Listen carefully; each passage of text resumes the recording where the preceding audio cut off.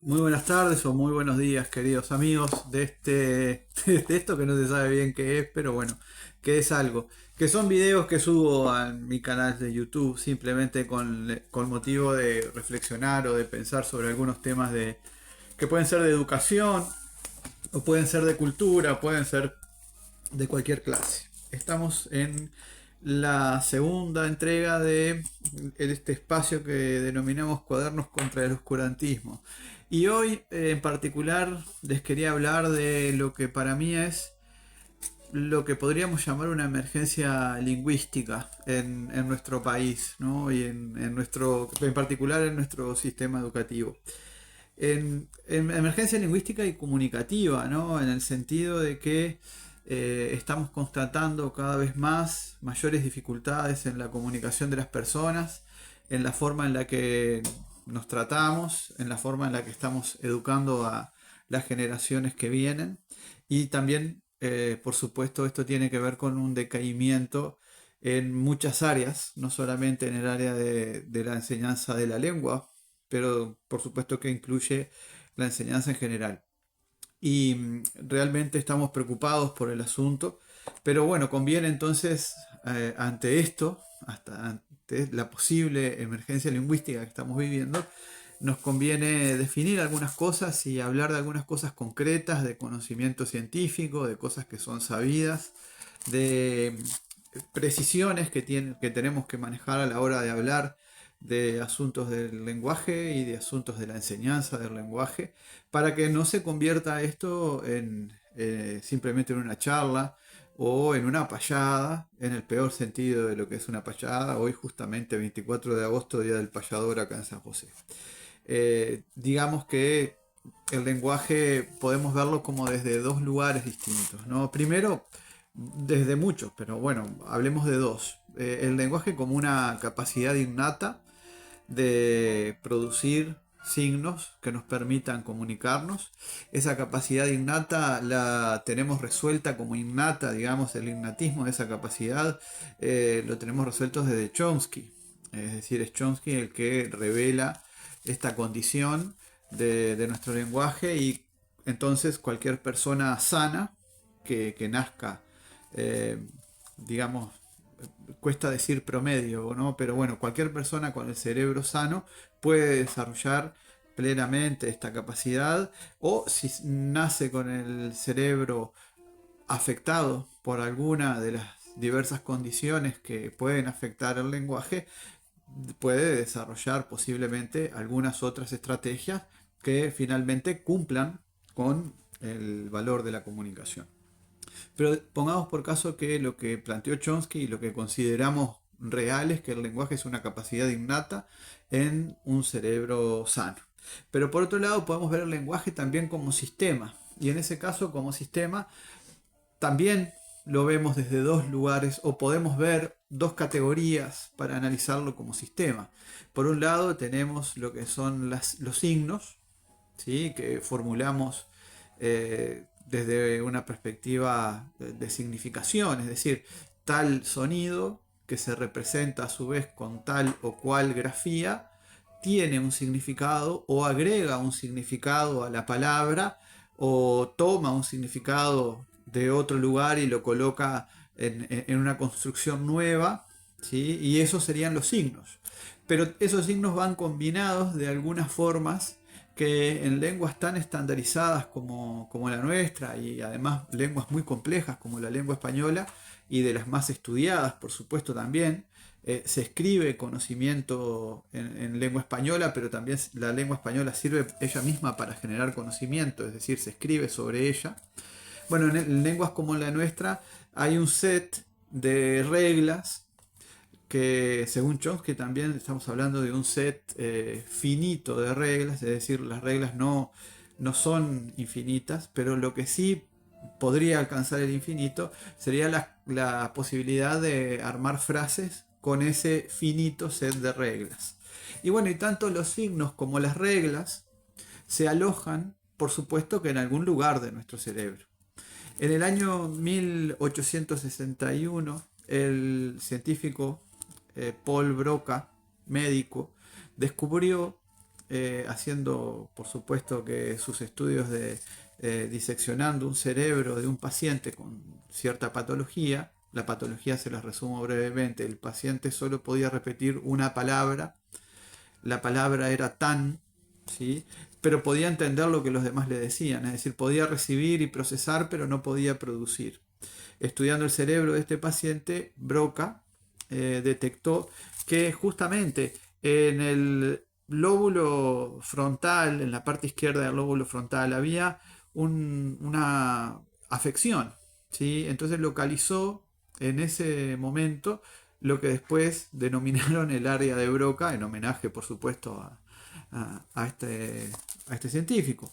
Unos años más tarde, en 1874, Carl Wernicke, también médico, también científico, preocupado por las cuestiones del lenguaje, en un caso que vendría a ser paralelo, pero corriendo de forma opuesta hacia el otro lado, personas que podían producir fluidamente un montón de palabras, pero que carecían de la combinatoria como para darle significado. Bueno, estudiando eso, es decir, personas que teniendo posiblemente lenguaje disponible, no podían articularlo ni armarlo en frases. Bueno, descubrió también, haciendo el mismo procedimiento, es decir, diseccionando el cerebro, que había otra área, esta vez en el temporal izquierdo, que estaba afectada. A esa le llamaron justamente también el área de Wernicke. En definitiva, en el área de Broca y en el área de Wernicke se necesita que trabajen juntas. En el área de Wernicke se van a agrupar todos los elementos con contenido semántico, digamos, ¿no? Las palabras y sus significados, ¿no? Las posibilidades de esas palabras, de significar algo para la persona y para la comunidad, porque en definitiva la comunidad es la que transmite la lengua, ¿no? Bueno, pero el área de Broca es necesaria en el sentido de la combinatoria, porque en el área de Broca se guardan, se depositan por parte también de la comunidad, es decir, de la interacción social, las reglas que combinan a las palabras que están guardadas en el área de Wernicke. Por supuesto que hay muchas conexiones entre las dos, ¿sí? Es lo que se llama el fascículo arqueado, una serie de conexiones nerviosas muy fluidas, muy gruesas, digamos, entre un cableado grueso, digamos, entre las dos áreas para que las dos áreas, por supuesto, se retroalimenten y combinen y entiendan por un lado y sean capaces de producir por otro. O sea que nosotros necesitamos exponernos a la sociedad para que la sociedad de alguna manera nos transmita las reglas que nuestra mente va comprendiendo a través de la escucha y del uso, y por supuesto que también le va asignando correcciones. Eso se hace de una forma natural, basta con ver cómo se cría un niño, una niña, y vamos a ver que al año y medio, 2 años, ya posiblemente ya tenga posibilidades de construir frases complejas, ni hablar más adelante, ¿no?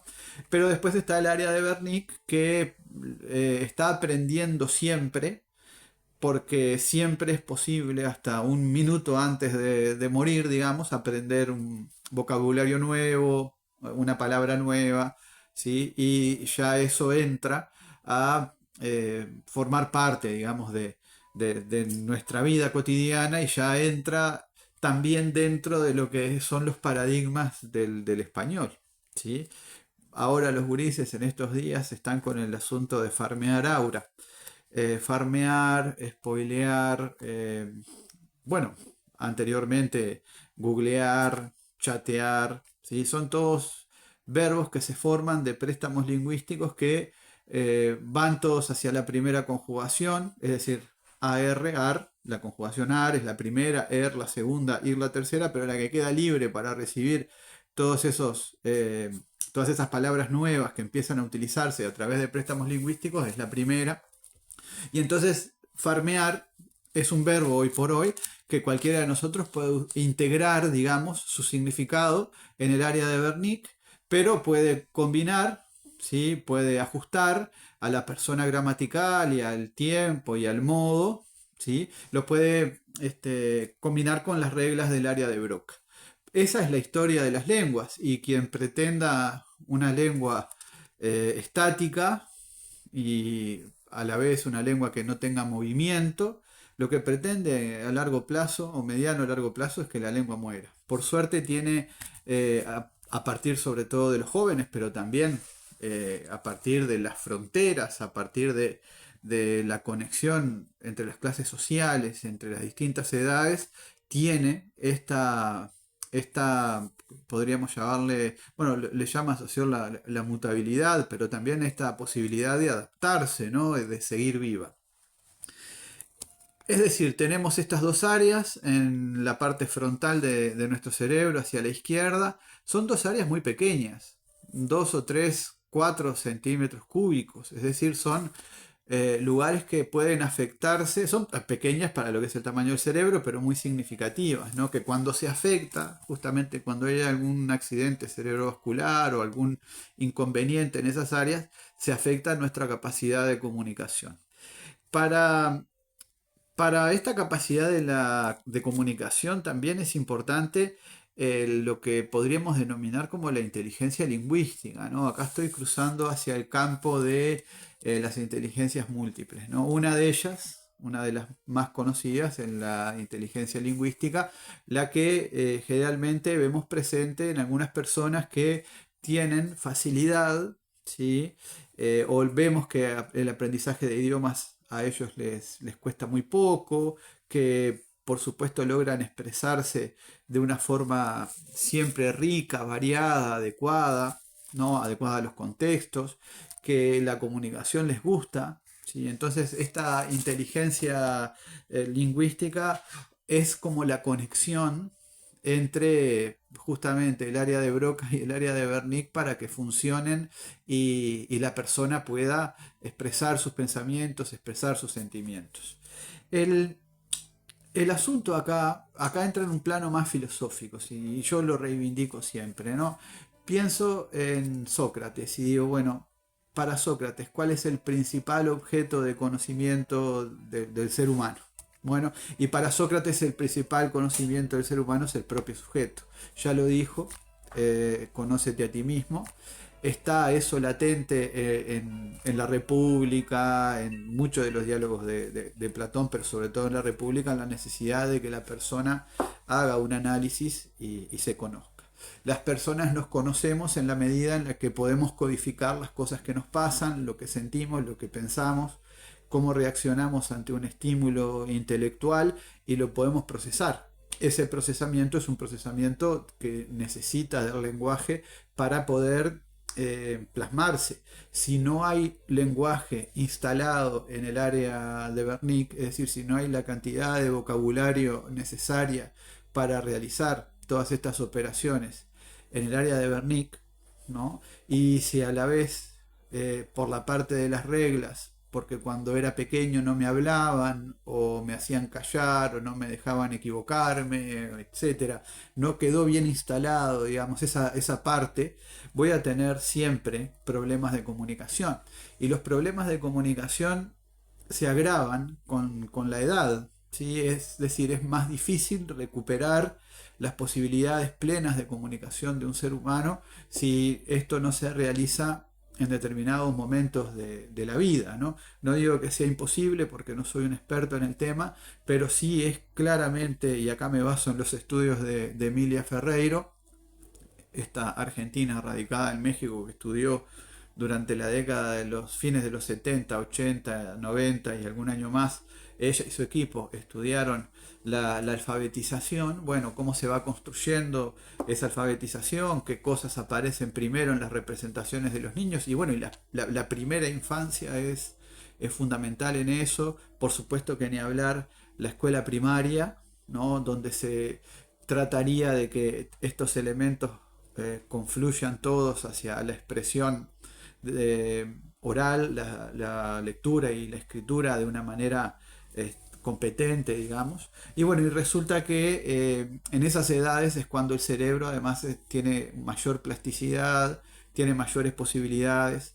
Después, por supuesto, a lo largo de la juventud sigue teniendo, pero va a llegar un momento de la juventud y al comienzo de la adultez que aquello va a entrar como en una meseta y luego el decaimiento del que todos los que tenemos algunos años Yo ya tengo 51.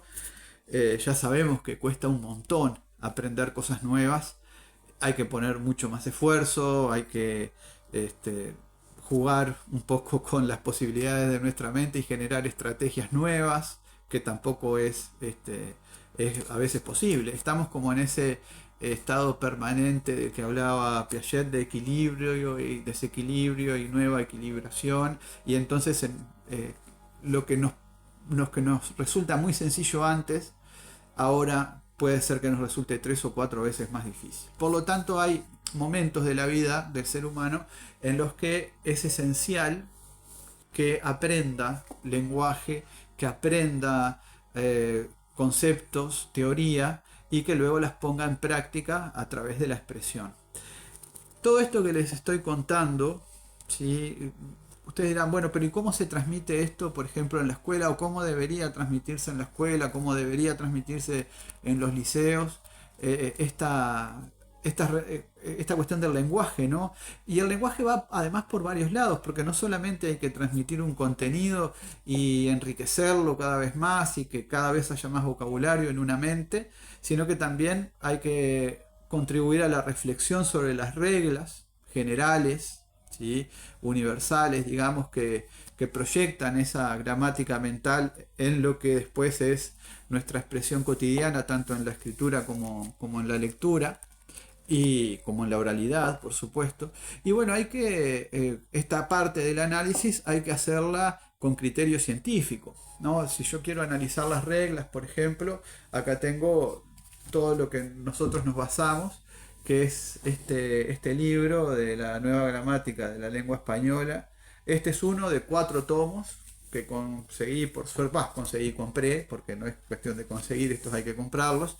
Y estos 4 tomos que tienen un valor, son un derivado de la nueva gramática de la lengua española, que se editó en 2009 y que fue producto del trabajo de un académico como Ignacio Bosque, tal vez el gramático más importante que haya existido, que exista hoy en día. ¿No? Es una cosa rara de decir esto, pero bueno, importante en el sentido de lo que logró realizar con la nueva gramática de la lengua española, además de lo que también se ha logrado con esta, que es una reelaboración a partir de aquella, es decir, hay algunos criterios distintos. Pero cuando uno trabaja con un libro de gramática, sean estos que son los de última generación, digamos, como también libros que trabajan sobre la gramática generativa, o si se quiere también la gramática funcional, o libros o manuales de gramática para la escuela, digamos, para los profesores que tienen que enseñarles a sus estudiantes, sobre todo de primaria y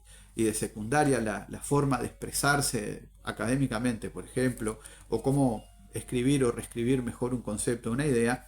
Es posible encontrar muchos manuales para ello, no solamente estos, y los manuales están al alcance de todos de forma gratuita.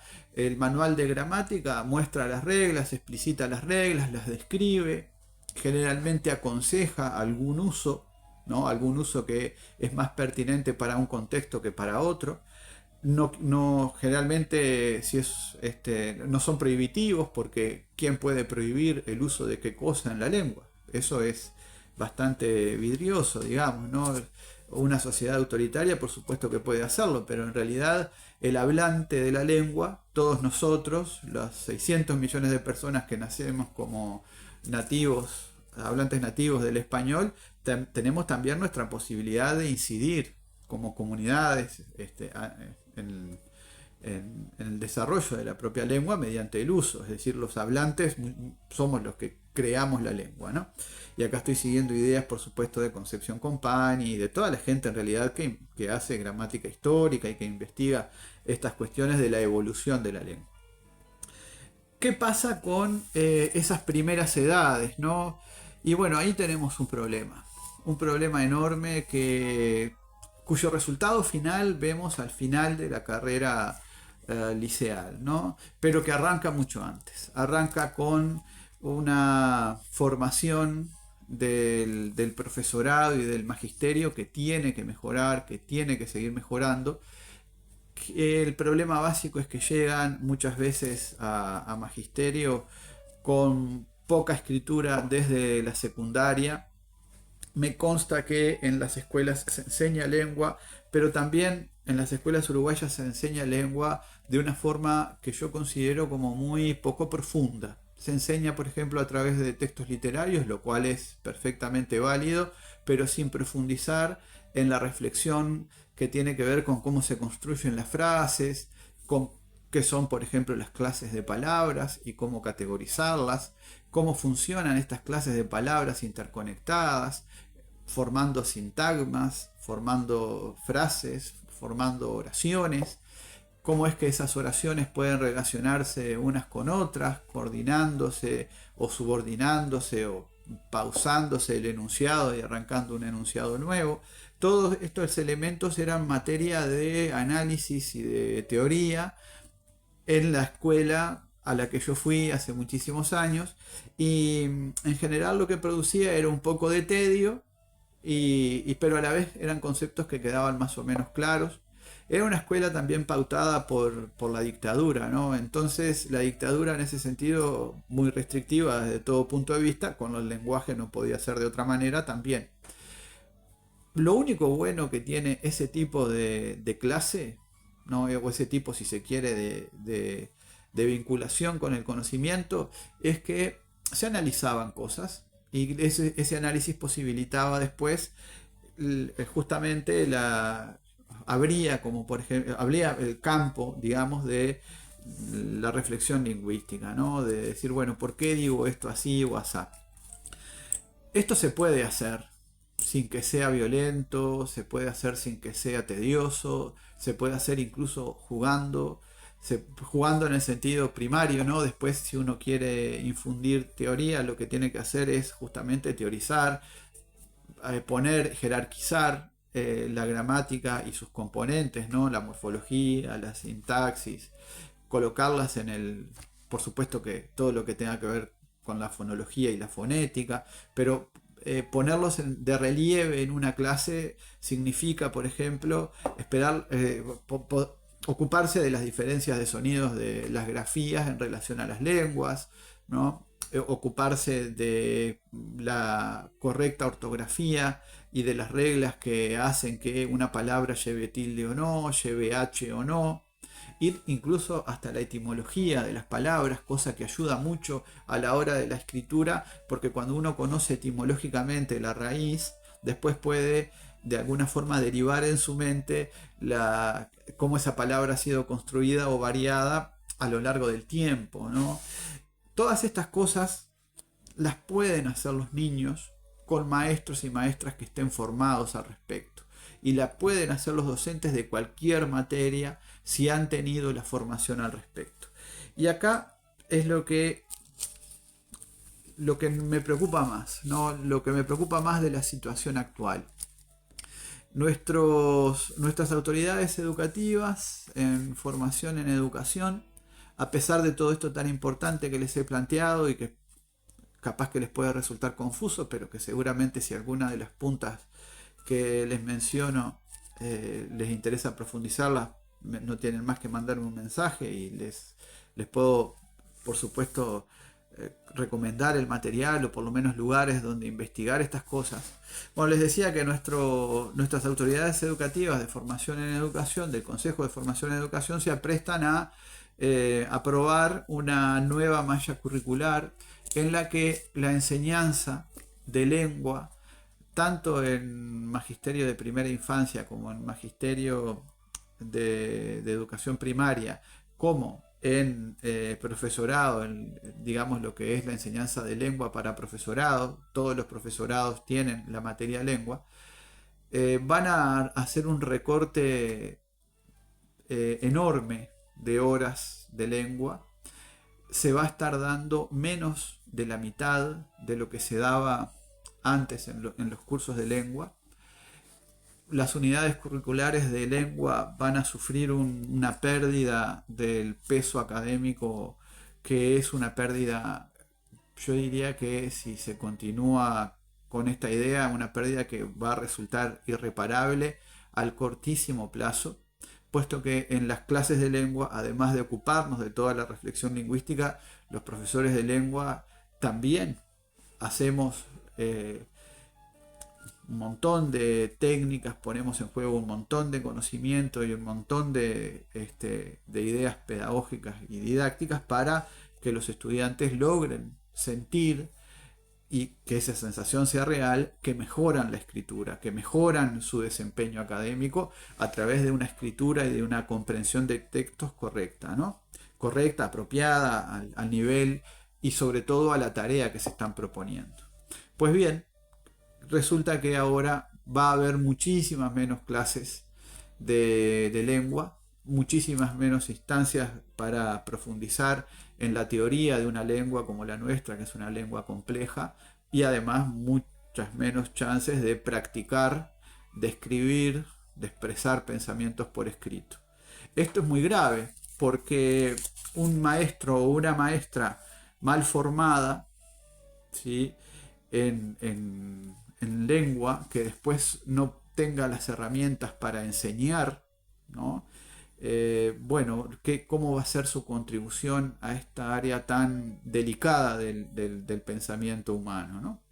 Bueno, eso es un poco también lo que ha estado pasando hasta ahora, porque antes también teníamos cursos deficitarios de lengua. Es una cosa que tenemos que arreglar, pero no pasa por ninguna reducción, sino por el contrario, por la apuesta.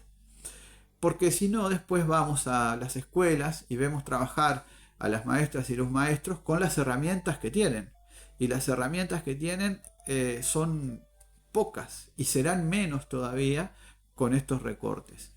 En las clases de primaria, por ejemplo, y en los programas se trabaja muy poco en todo lo que tiene que ver con el análisis oracional, con la clase de palabras, la construcción de las palabras, tanto a nivel interno de lo que se ocupa la morfología, como la construcción de las frases, ¿no?, combinando palabras, de lo que se ocupa justamente la sintaxis. Entonces, ¿qué es lo que sucede? Lo que sucede es que se dan conocimientos, se ofrece teoría, pero de forma muy lavada, ¿no? Muy lavada, muy poco exigente. Los estudiantes no valoran la reflexión sobre la lengua. Los estudiantes, me refiero a los niños, pero también los estudiantes del liceo. Y ni hablar, por supuesto, que en los liceos, esto, salvo el heroico trabajo de los profesores de idioma español y de literatura, que estamos todo el tiempo insistiendo en cómo mejorar las producciones escritas, en las correcciones, etcétera, después se hace muy difícil para el resto de las materias incidir en este aspecto. Entonces, la verdad que estamos ante, como les digo, una emergencia lingüística, de la que las autoridades no han tomado la debida conciencia.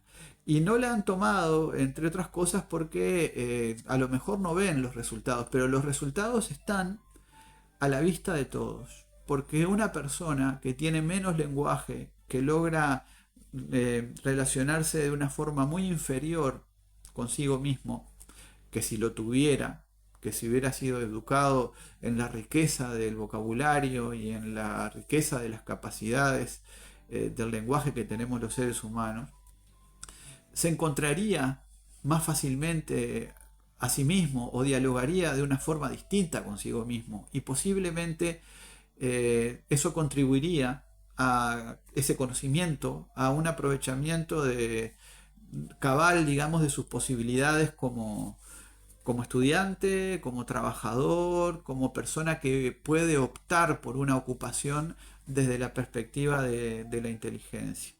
Entonces, lo que ocurre es justamente lo contrario. Estamos creando generaciones cada vez más dependientes de elementos externos a su propio cerebro, que han depositado en otros lugares la memoria, han depositado en otros lugares los procesamientos de la información, han depositado en otros lugares tantas cosas que posiblemente en algún momento terminen depositando en esos lugares también la capacidad de pensarse a sí mismos y también la capacidad de sentir y de sentir con los demás.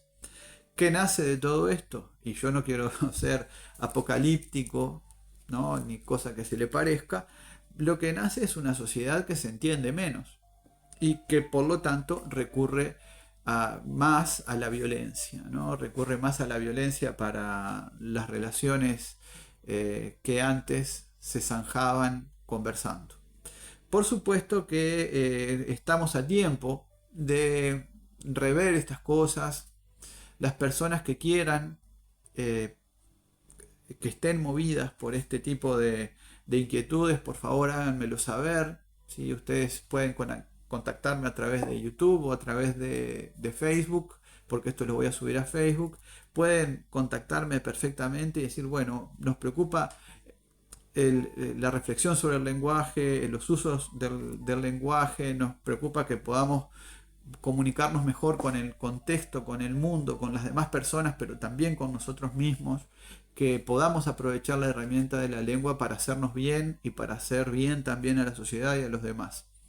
Yo creo que este video es un pedido, un llamado, un aviso si se quiere, de que no podemos seguir para atrás, tenemos que seguir hacia adelante o por lo menos empezar a ir hacia adelante, invertir en el conocimiento lingüístico, invertir en la enseñanza de la lengua española y de otras lenguas que van combinadas con la lengua española, sin las que un ciudadano dentro de 10 o 12 años no va a poder vivir. Entonces, bueno, enfocarnos en esto que es esencial como herramienta, entendiendo también que después las otras cosas se pueden adquirir. Les dejo un enorme abrazo, a ver, aprecio un montón todo este tiempo, ya van más de 30 minutos que me están escuchando. Espero haber sido claro en lo que quería plantear, sin ser apocalíptico. Tenemos solución, pero tenemos que encararla también, me parece que como sociedad entre todos. Un enorme abrazo para todos y todas.